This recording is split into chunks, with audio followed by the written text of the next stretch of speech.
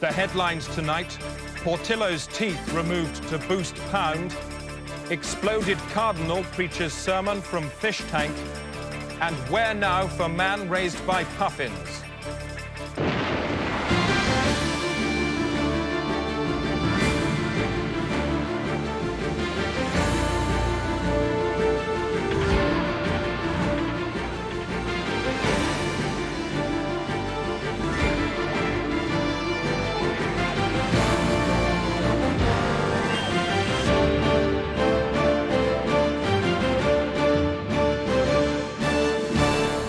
Yes.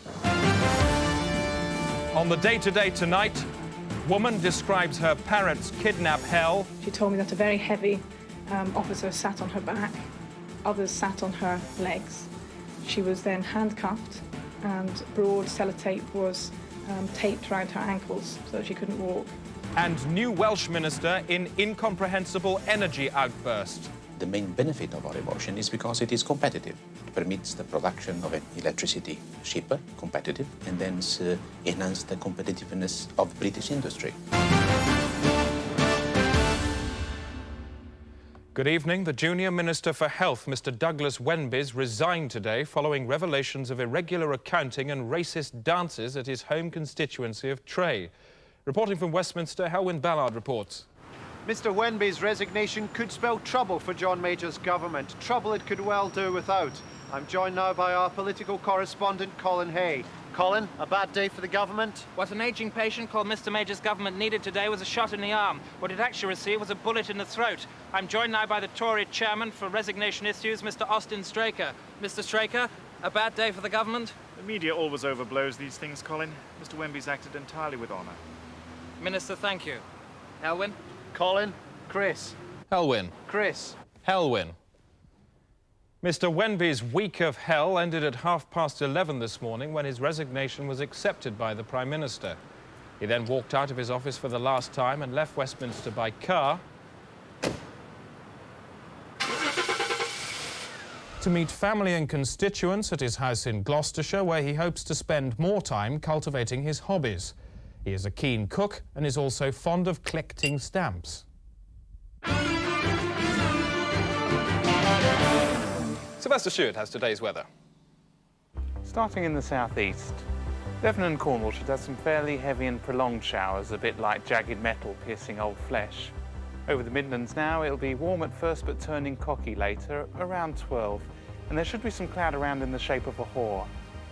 In Scotland, loud thunderstorms in the evening, but the sun should come through later, so it'll be a bit like being woken up in the night by strange men shining powerful torches in your eyes. In summary then, dispassionate. And that's all the weather. Alan Partridge is at Marple for today's horse races. I wonder what he's doing at the moment. Alan? Hi, Chris. I'm Alan Partridge. Horses. Love 'em or hate 'em, from Mr. Ed to Silver, that's the Lone Ranger's horse. They're all here mingling with officials. Don't do that, please. It's the 6:13 Queen Henry Stakes, which is generally regarded as the litmus test for Derby form.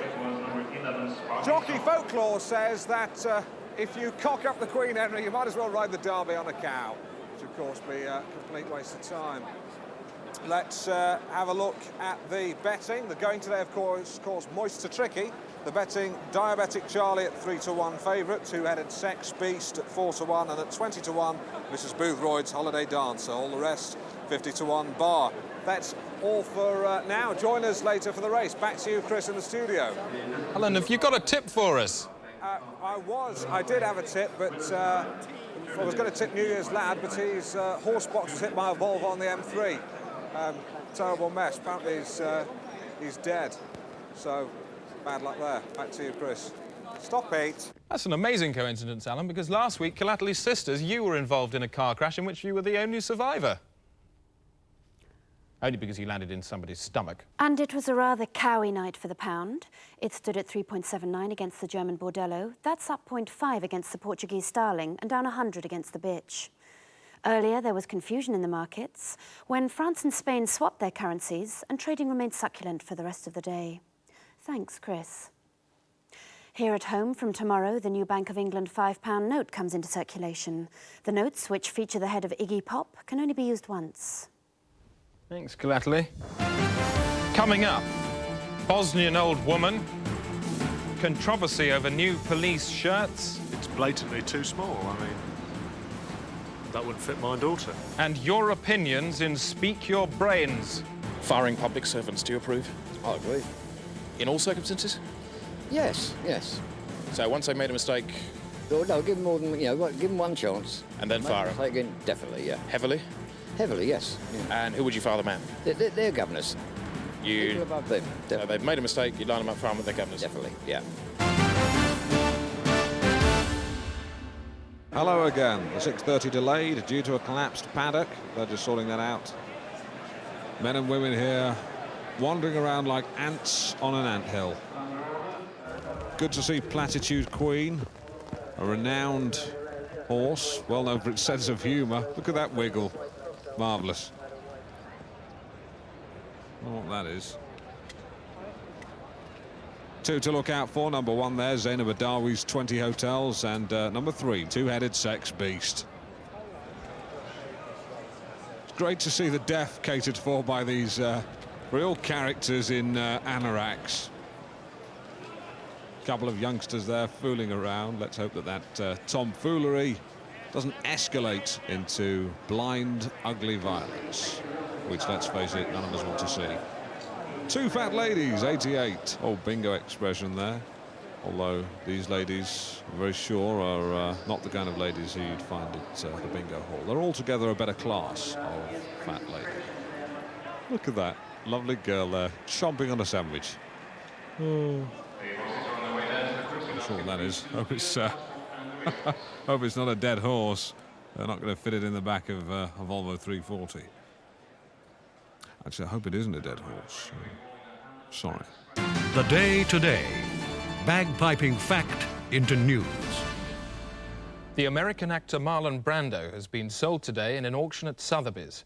Brando, who starred in films like Apocalypse Now and Superman, was part of a sale of international works of art which attracted interest from all over the world. He was sold in the large wooden chair he has occupied for the last 3 years to the Vatican at just under the expected price of $2.25 million. It's believed he will be installed in St. Peter's later next month.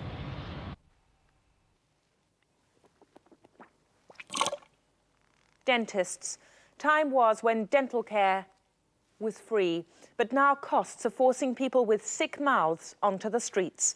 Last night I went with a team to there. Soaring costs have forced dentists to use telephone boxes as reception areas and the back streets as their chair. It's daylight here and the streets look quite normal, but when the night draws in like a great dark thing, this whole area becomes the stalking ground for scores of dentists. Up to 150 practitioners can operate under this bridge in any one night. We saw 7 of them, all after one mouth. Got wisdom in the back. Right, I'll turn around, just pretend you're yawning, all right? Just open your mouth. Okay. Yeah, right, you need that out. Probably a molar need doing as well. Hygiene, is any dental work done at all? Any fillings, hygiene, root canals? Yeah, 25 quid. Done. For the past 3 years, Hamble has worked alone, without equipment or basic surfaces. I used to do wet polish with my tongue, and I used to blow on their faces to keep them cool because there was no anaesthetic. Without anaesthetic, it must have been hard to stop people screaming. How did you do that? I used to hold their throats with my hand. Can you show me? What? On you? And I used to press their windpipe like that. Nighttime with the police's undercover social unit. Kid to play with one of these, they get big ideas. They see a swab, they think, oh, that's pretty cool. They want to be Clint Eastwood. Oh, here we go, our old friend Mr. Drill. Now that doesn't look like a dental drill. No, it's not. There's 2 drills here. They're both masonry drills. And can you be sure that that was used for dental treatment? Yeah, there's traces of enamel here. Oi! A backstreet dentist and his client. We chased and filmed at the same time. The dentist managed to escape on a nearby yacht, but the dentee was less fortunate. Look at that. Can I ask you how you feel? Oh, slightly disorientated, obviously. OK. What's wrong with the NHS? Huh? I thought it's 3 weeks for an appointment. He's made a pig's ear of your face, you know that. You just slit it. I've used an illegal dentist. I hardly think it's what's a criminal offence. Well, it is a criminal offence. It's not. It is. Oh. The next night, our dentist was back at work. Proof, if proof be need be, that it's going to take more than a big syringe to cure Britain's mouth. The day-to-day, aware that while the world looks round, it is in fact a cube. And from this, we know that fact times importance equals news. Coming up, controversy over new police shirts. Yes, obviously we are ready to comply with whatever changes are made if they're for the better, but this clearly is not going to work. But first, Alan Partridge for the delayed 6:30 at Marple. Alan, either you've just had a fight with a fire engine or it's raining its arse off out there. Hi, Chris. No racing as of yet. As you can see, 1 or 2 problems with the weather. It's really quite wet here. Really is quite wet. It was horrible. Really awful. Back to you in the studio. Your complaints. Hello, peasant. How'd you do? Would you care to read out this complaint which you have just written? I shall indeed. Grasp the candle. Sorry? And bang on. And bang on. I would like to complain about the entirely slack monitoring of the shape of broadcasters' mouths. As a recruitment officer, I know it is a simple matter when appointing staff to filter out those with unusual or disgusting mouths at the interview stage. Yet our screens are plagued with the likes of Gavin Esler, whose mouth is not only so ill-governed, it looks like it's trying to escape from his face, but is grotesquely lopsided. A balanced view from that? In a chimp's cock. Surely the time has come for the BBC to face up to this demoralising assault and sack anyone whose mouth does not conform to reasonable standard. Perhaps mine. Point at mouth. Regular, neat, and I've had the stretch marks dealt with. Do it or I'll ram you up your own fudge tunnels. Thank you. You ask anyone in the street what they think of Britain's public buildings, and they'll probably look at you and say, well, they're a lot of old rubbish. That's why the Day-to-Day has commissioned a special fly-on-the-wall documentary series about every single one of them, starting this week with St Lamb's Pool in Acton.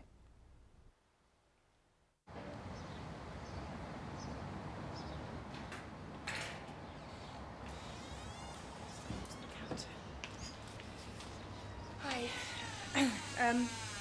Can we have 2, please? One adult and a child.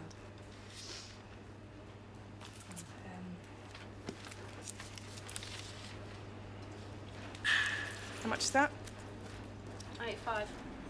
85.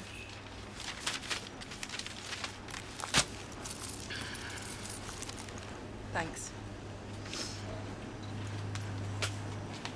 No, it's not for the phones. I mean, it's just for the pool. Just 2 for the pool. Well, I don't think I've got the exact money. I mean, it's only, you know, just keep the change. It doesn't matter. Keep the change. Well, I mean, I haven't got the exact money, but you know, I mean, it's only a pound. Well, I can't. I don't have the authority to just like, you know, give you 25 pence. I have Just too much keep money it. at I'm not all. No, asking I you, can't just- give you the change. I'm sorry. Look, just give me 2 tickets, please. Well, if you want to keep a pound, you know, I'll keep it, but I can't let you in the pool. Line up along here, please.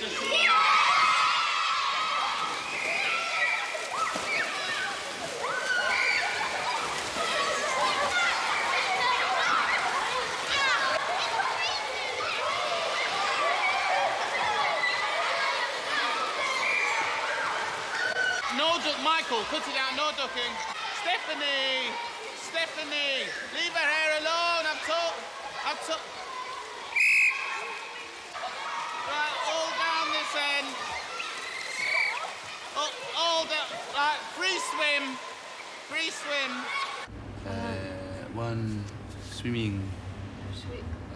Swimming. Sorry, I don't know what you want. Alors, moi je comprends pas là, je parle pas très bien anglais.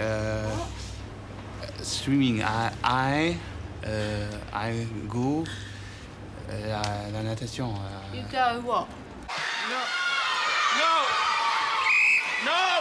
No, not the flock, no, they're not for us. Not the flock, no. Put them back.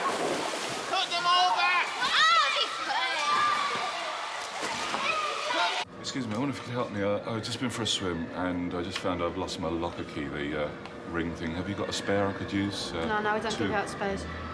It's 207, it's my locker number. Well, doesn't matter what number it is, you better go and look for it. I haven't got a master or something. I can't give you a master key. I can't give you a master key, but it'll be in the bottom of the pool. Go and look for it.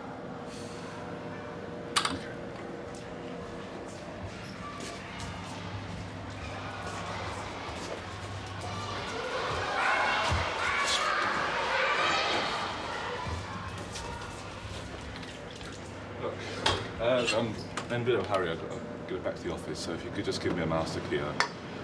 I haven't got the authority to give you a master key because we need a £10 deposit. Well, look, I'll give you a £10 deposit. My money is in the locker with my clothes. Sorry, I can't help you. Give me a key! I don't have the authority to give Give you a me master a key! You better get off to your office.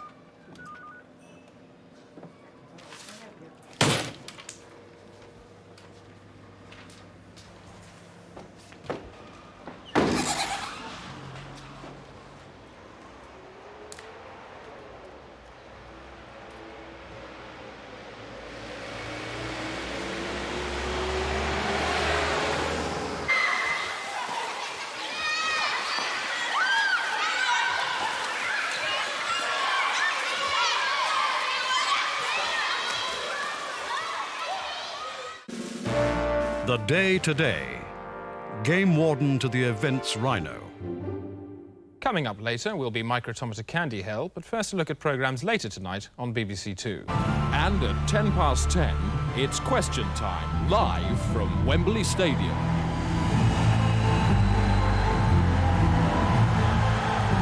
Let's hear from the questioner.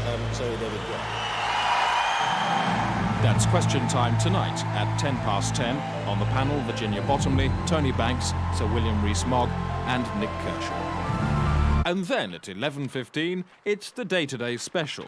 This week, Cam Fam, and it's the whole family of Lincoln who've agreed to have cameras implanted into their faces to give us a unique view of British family life. Oscar, what is the golden rule? Hello, what is the golden rule? Yes, you do know what the golden rule is. The golden rule is don't touch Daddy's car. Turn it off. Mum said I could. What do you mean, Mum said you could? Mum said you could play in the car. Mum wouldn't have told you to play with the car. Did you tell him he could touch the car? No, I didn't. What are you doing in Daddy's She car? didn't, you little liar, you little liar. Roy, just calm down. I am calm. Don't get out of the car. Get out of the car. Roy, stop it!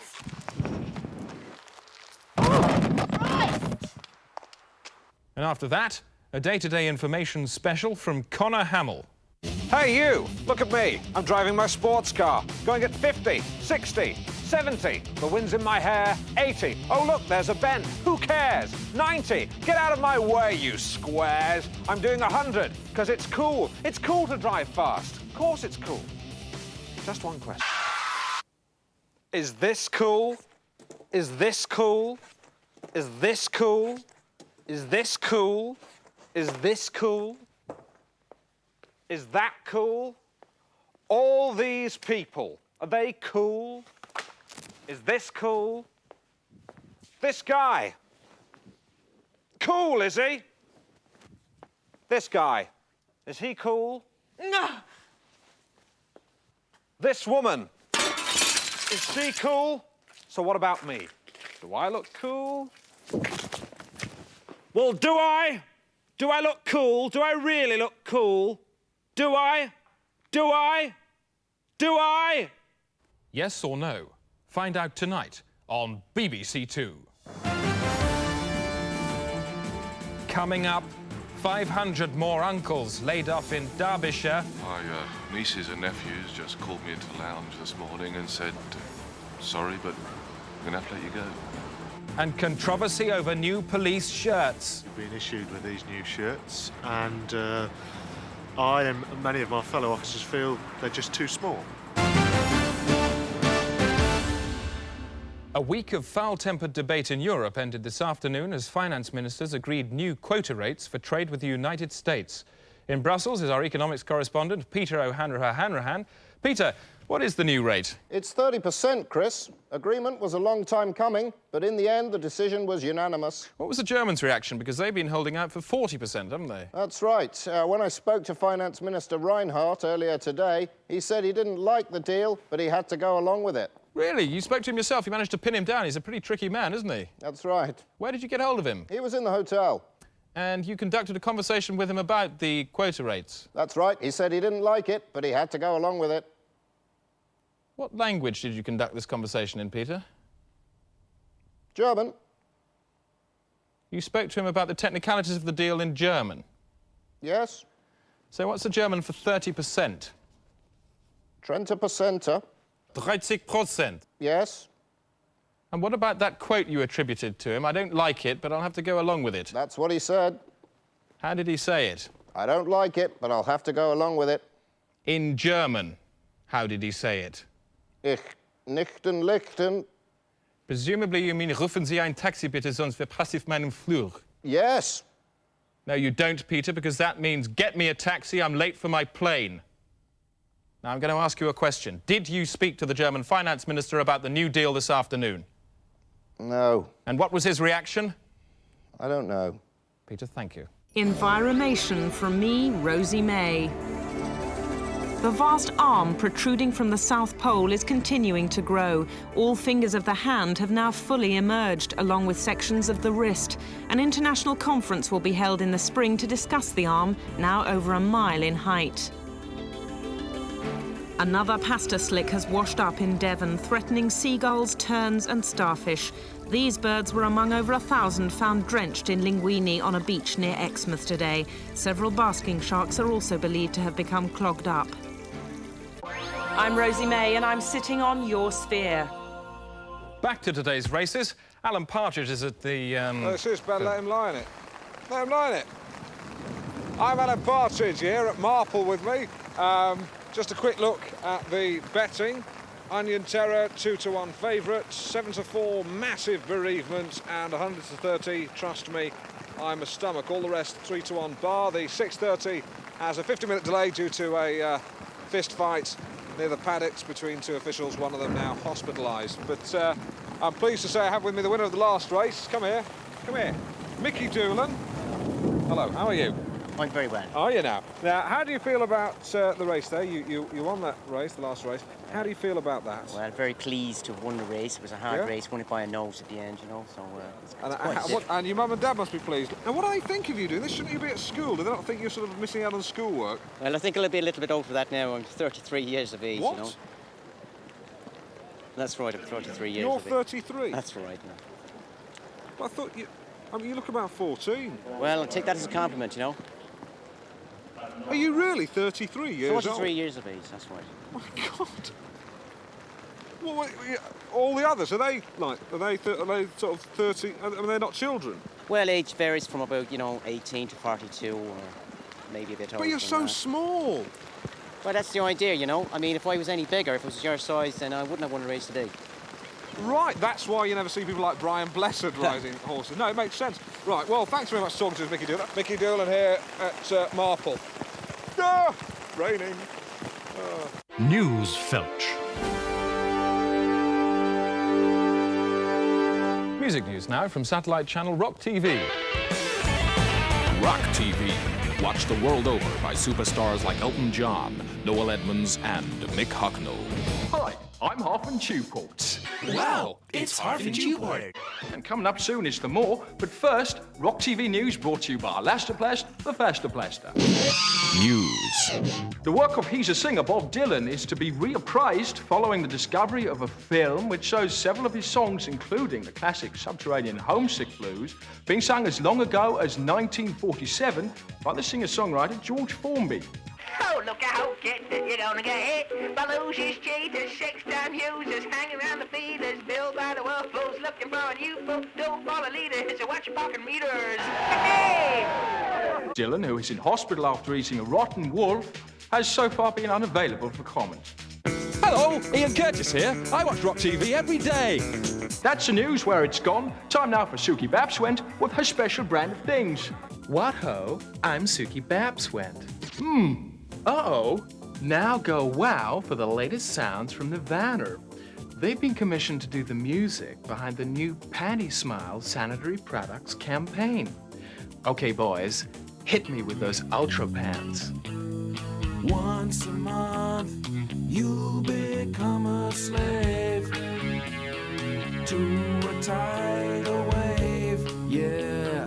But his little clock could mess up your frog, but Panty Smile's a lovely thing. It absorbs everything. You can wear them in the high street, body contours, very discreet, and the comfort you won't believe, 'cause the top sheet is a dry weed, yeah. Panty Smile, Panty Smile, Panty Smile, Panty Smile. Panty Smile, a comfy pal who says never mind. Hi, I'm Sinead O'Connor, and I watch Rock TV. American rapping now, and this American rapper Ferg Hugh is in trouble over his new song, Uzi Lover. During the stage version of the song in the live show, he kills 5 people on the stage during the stage show, live as it's performed. Bitch, mother. Uzi Lover. She's an Uzi Lover. I set them on fire with petroleum, and then after about half a minute, put a gun in each one's face and pull a trigger. The whole controversy is preposterous. He's calling us obviously ironic. Uzi like a metal dick in my hand, magazine like a big testicle gland. Bitch wanna try it? I said keep it quiet, shove it up a motherfucker's ass and fry it. You gotta kill people to have respect for people. I did the bitchin', and she lay twitching. I know that she's an Uzi Lover. You gotta kill some people anyway. You can't kill everybody, because you wouldn't have anybody left to respect if you did. He was grateful I shot his people. Motherfucking pig was an Uzi. When he goes to England later this month, one of the people Ferg Hugh will be doing the killing to is Radio 1 disc jockey Mark Goodyear. Cop, bitch, bang, oh, mother, bitch, bang, oh, bitch, mother, bitch.